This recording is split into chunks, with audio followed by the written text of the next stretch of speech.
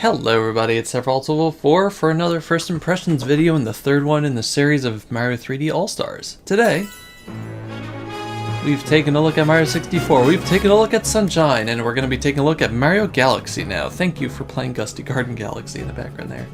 2007, November 12th, Super Mario Galaxy. It's the night of the Star Festival. Star bits are falling from the sky. As everyone celebrates, Bowser suddenly appears and lifts the castle and Princess Peach into space, leaving Mario stranded in orbit. It's here that Mario meets a curious star child, Luma, and a mysterious woman in blue. This game introduced new ways to control Mario, like pointing and shaking the Wii remote as he explores major planets with fun forms of gravity. This is now in 10 languages. We've gone up. So including English, French, Spanish, English, German, and Japanese and Italian. We also have, is that Korean? I think that's Korean. We have Canadian French, and we have Latin American Spanish, which is neat. Because there's different dialects and stuff, and it's just nice that they were able to do all that. But yeah, this game, let's get started. Now, unfortunately, unlike the previous two games, I did not do a Let's Play of this on someone else's channel. One day I'll do a Let's Play of this. Press R in handheld mode, tap, okay. Oh, okay, so you press R and my right... I'm using the Joy-Cons separate. So this acts as a Wiimote. That's neat. That's gonna be really weird. Okay, so R centers it, which is great. So this doesn't need a... this is using its own, like, motion thing. It doesn't need a sensor bar, which is really nice because my room isn't built well for a sensor bar. Let's create a game file. So normally you would be able to like put your Mii face on this or an icon, but it looks like we just got the icons because Mii's don't exist anymore.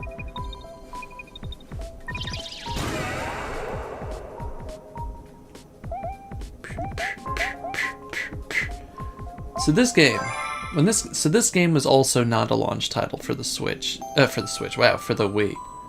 Every 100 years a comet appears in the skies above the Mushroom Kingdom. We're just gonna read this and I'll talk about it. The comet was so large one year, it filled the skies and sent countless shooting stars raining down. The Toads brought the shooting stars to the castle where they became a great power star. It should have been a very happy time for the citizens of the Mushroom Kingdom. That was the night of the Star Festival, held once every 100 years to celebrate the comet. Yeah, I should really be doing this in a female voice given who's supposed to be reading these, but you know. Dear Mario, I'll be waiting for you at the castle on the night of the Star Festival. There's something I'd like to give you. It better be the dang cake! But yeah, so this was not a launch title for the Wii. But I feel like it's the most well-known? Like, if there is ever a perfect video game, this may be it? Question mark? I don't know. So the camera control apparently is back to being in increments. But yeah, I'm just gonna try to keep that off screen for now. You can use the Wiimote to pick up star bits. Evening, Mario! I don't know, this game, I mean, like, first of all, look at it. Like, let's just compare it to the graphics of the previous two. Yeah, grab as many as you can. Like, Nintendo knew that this game would be important when they made it. So, they went all out in style. Like, just how Mario looks, how the lighting and the atmosphere and the backgrounds, and I don't know. When I play this game, yeah, I played this game in, what did it come out in 2008 over here, possibly? 2007, 2008, you know, it said 2007 there, but I don't know if that was the Japanese or the American release date. It might have been the American release date. But when I played it, so I was 16, 17 years old, right? And you know, I had played since the Nintendo era. This game blew me away. Just like Toad Town is being blown away, or Princess Peach's castle area. This game blew me the heck away with just how grand. I mean, like, look at this. You know, we're not showing up in a warp pipe. We're not almost crashing our airplane for a vacation. Bowser's coming in on skyships. You got the music in the background from the airships, you know, from Mario 3. You got the cute little Luma. But like them graphics though, you know, the Wii had already proven itself with games like Twilight Princess. But this was just a whole other ball of wax. You know, Twilight Princess got an HD re-release. This didn't, because it didn't need it. I mean, technically, I guess this is the HD re-release, but you know what I mean. Look at the toads in their like little capes and gloves and stuff, being terrible guardians. Anyway, Bowser's talking, which most people didn't know he could do. I mean, I guess he did talk in Mario 64, but it's not the same. He had a big glow up. Most people didn't know he could do because they never got to the end of Mario Sunshine. But yeah, can't do anything for any of these guys. It's Bowser! No! But you know what you can do? You can long jump. That's what I was trying to remember the name of in the last episode. Yeah, the last episode. Princess is this way. Yes, everything is going to hell. It's the end of the world as we know it. And I feel fine. But the most important thing is, if you hold ZL in this version, you can just walk around like this.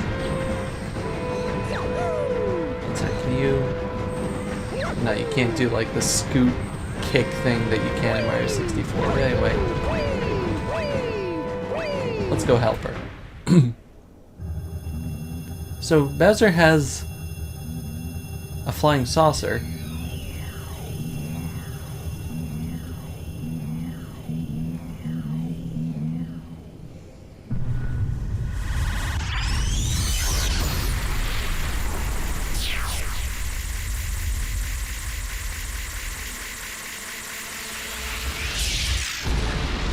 How many times has this happened to Peach's Castle?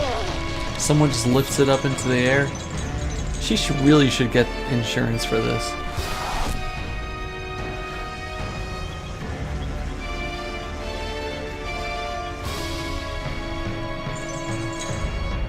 I mean, it's happened at least in Paper Mario. But it's like that meme, it's like, you know, if I had a nickel for every time this happened to me, or if I had $1 for every time this happened to me, I'd have $2. But it'd still be really weird. Something like that. Or I'd have 2 nickels. There's a Final Fantasy version where Cloud's like, if I had a nickel for every time I got stabbed in the chest with a sword, I have 2 nickels. But it's still really weird. But yeah, you just got this, like, where the heck did he even get this flying saucer? This is like a whole nother level of everything, you know? Luckily Mario came up with him. But then Kamek.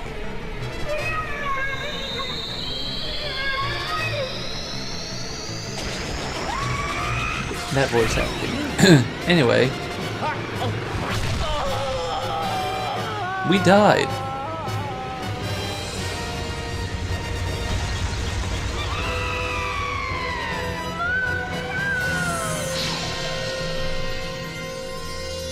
Up that Luma.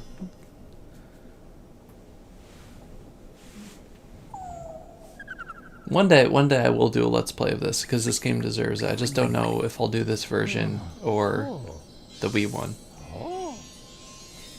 The Wii one is very strange. I mean, this is closer to the controls here, because you had to use the Wiimote. Except it turns into MIPS! Finally, you're awake. Let's play! So by play, it means let's tutorial you.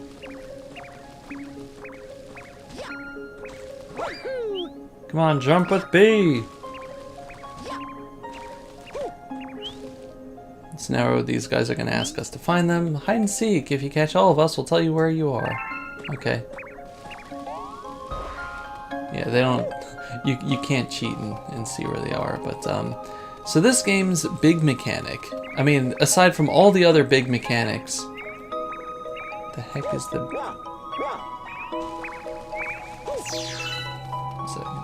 Yeah, this game's big mechanic, aside from all the other big mechanics, is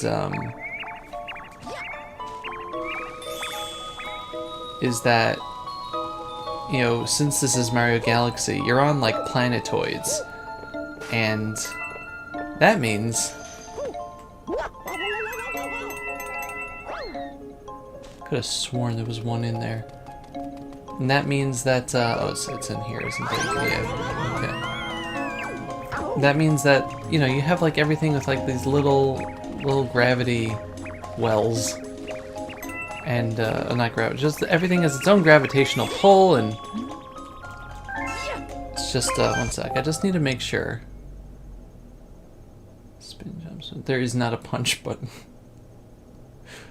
Okay. Oh, if only I'd hidden in the pipe. You mean this pipe? Yeah, this is a cute little tutorial. Just showing you different things you can interact with and jump on and stuff. But yeah, just the gravity and everything is just really, really cool, you know? You have you know, just with like how the cameras go and you know how Mario interacts when you're long jumping over like something that curves this much, you know? There we go, there he is. And this game is just very, very, very imaginative. And I know a lot of people say that Mario Galaxy 2 is better, but I think I spent more time in this game. It's like, I guess it's Mario Galaxy 2 is technically better, but I feel like this one just had, I don't know, better feel to it in terms of like the wow factor.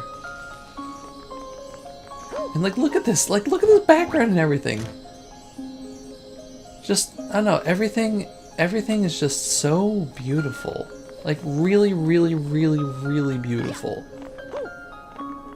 And there she is. The woman that inspired a bazillion fan arts. Probably, I mean, you know, all of the Proton John stuff aside, I love Rosalina. I've been watching you from here. This place is called the Gateway to the Starry Sky. Like, I don't know, she's very pretty and very mysterious. My name is Rosalina. I watch over and protect the cosmos. Peach is cool, but I don't know, Rosalina just has like that savoir-faire, you know? The je ne sais quoi. To save your special one, you'll need the power to travel through space.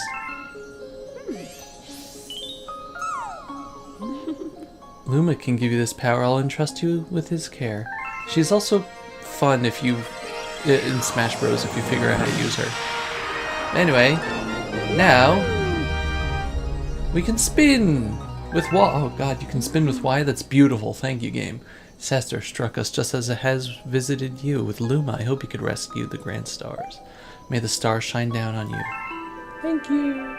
Let the midnight special shine a light on me.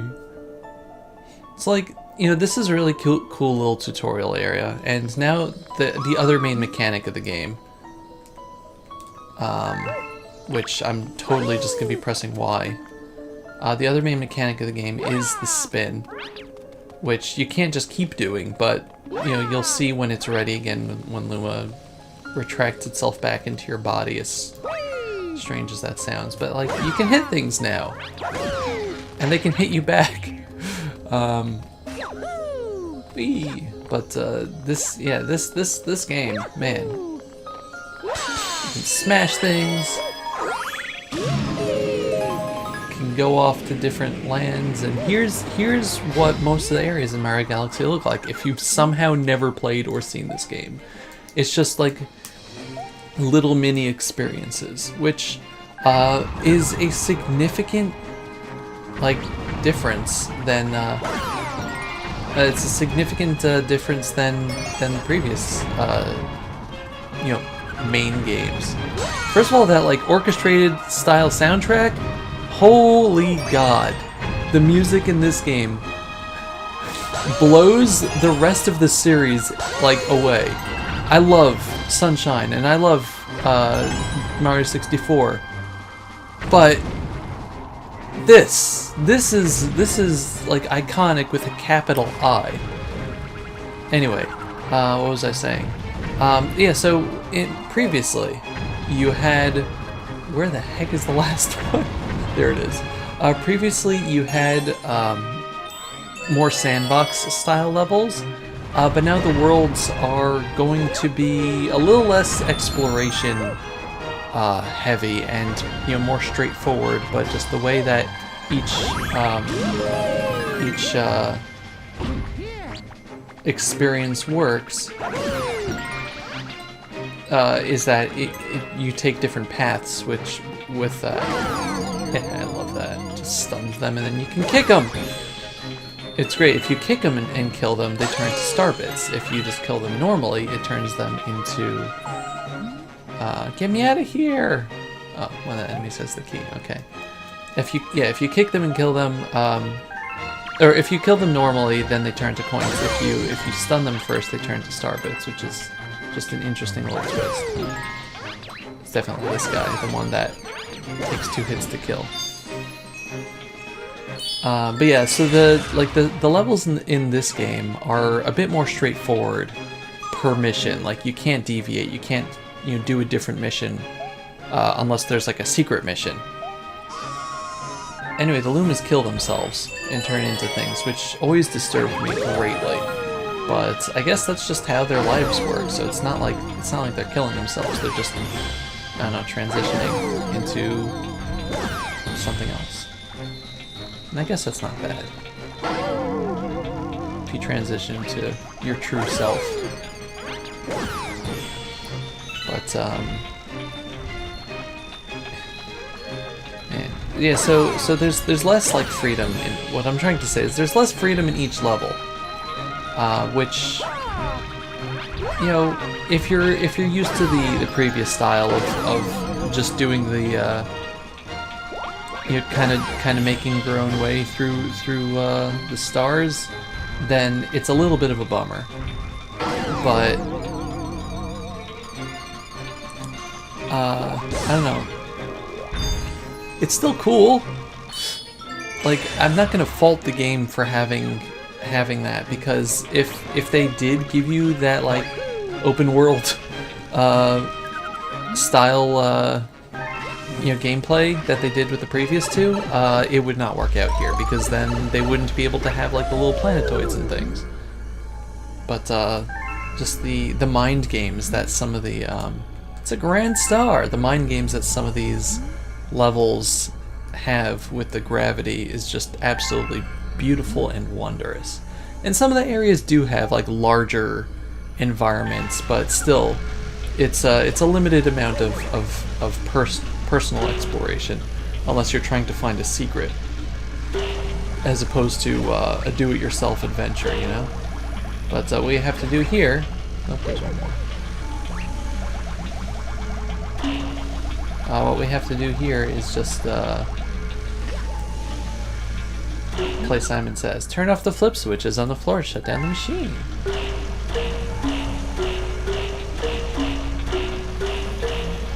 Bong. Just sounds like Simon Says to me. Boop, boop, boop, boop. But here's our first grand star. Bum, ba, da, da, da.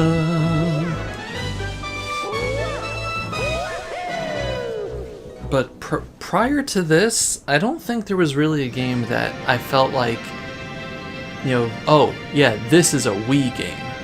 Twilight Princess was a also a GameCube game, so they just adapted it to the Wii controls. I loved the Wii controls a lot. I just like shaking the Wiimote to bite enemies and stuff, or to do the spin attack. I did not like some of Link's like action commands with the nunchuck, like with the shield bash. I hated that, but this just felt like the first real Wii game to me. I have a lot of games on the Wii. I think I have more Wii games than other games at this point. But once you get past all that stuff, we get rewarded with the observatory, which a lot of people say is also like the best environment, you know, the hub environment. It's probably nicer than Peach's Castle. I have a lot of fun playing around on it. It's a little smaller than the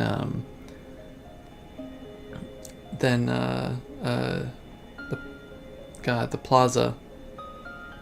I was just recording this in Mario Sunshine. But I don't know. It's thank you for saving the Grand Star. Hello. Yeah, but the Comet Observatory is amazing. We travel the starry skies. We pass by this area once every 100 years, but we suddenly stopped in front of this planet. A strange force had latched onto our ship, pulling away star bits and our power source, power stars. Our ship had lost power, so it entered a deep hibernation state in which it could not move. Those who took your special one picked up the power stars and discovered the power to cross the universe. How old is Rosalina then? Please. Please, I have a request. This observatory uses power stars to project images of the galaxies that are scattered across space. And there's a chance we can use our few remaining stars to look for other power stars. Oh. These round rooms are called domes. Do we observe galaxies from domes such as these? Yeah, so there's the terrace, go to the terrace. But I mean, look at her, she's beautiful. And this guy is fun too. But you just got like the little Lumas all over the place. Do not press the power button. I don't know, this game just feels like it was the Wii's defining game, and I don't think that that's a hot take. But you're above the planet, and you have like the little lights going on there. You have just the starry sky, you know, areas that are unlit, you know, that have to still be opened, and if you jump off, you get this like little cool thing dragging you back on. I like to think that Rosalina does that herself. She's like, oh my god, he's doing it again. But you have the reactor here that does not kill you. And there's even, you know, there's not many secrets in the observatory here, but there's even like little places to explore and to go around. You can, you know, walk on this, and if you really want to, I guess. But yeah, there's a lot to do and a lot to see here, but you unlock a lot of cool stuff as you play the game. It's nice in the observatory to have it like increase functionality and get prettier and prettier as you go along. This game introduces Captain Toad, which will be featured over here eventually.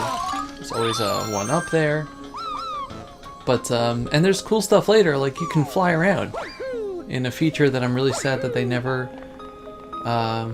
you know, did anything with outside of the observatory and 1 star where you unlock that feature. I love the flying. But yeah, I mean, I'm not going to go into a level because we're already at 24 minutes. We did a bunch of stuff, but like, this game just, I don't know, the best way I can describe it is grand. If I had to use one word, I would call this game grand. They put a lot into making the gravity mechanics work, into making the Wii mechanics work. You know, this wasn't a game that was also supposed to be on another system. This game was made to be a Wii game. And you know, like the music is grand, the graphics are grand. It's just like, I don't know, it's perfect to me. And you know, I'm not saying that Mario Galaxy 2 isn't the same. I'm just saying that it didn't have the same effect on me because, like, this game came first. This game, you know, that one improved upon it, but this game defined what like a Mario 3D game could be, you know?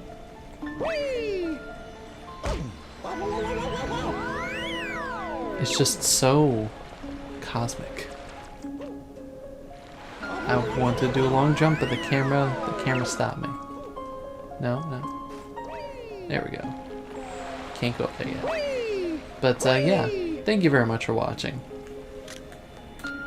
This has been Sephiroth 4 with the last of the first impressions. So all in all, I'm really pleased with the thing, with just how, I mean this is widescreen now also, which is fantastic.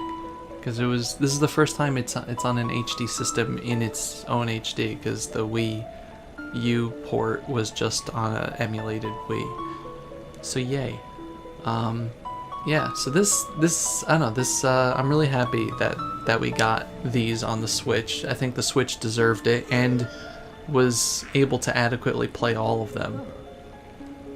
But yeah, I'm just happy. I'm just happy that I can play these games that helped define my youth in one way or another. And it's crazy to think that this game was in my youth, but 2007 was 13 years ago. Less than half my life ago. I'm old. Thank you for watching. Bye-bye.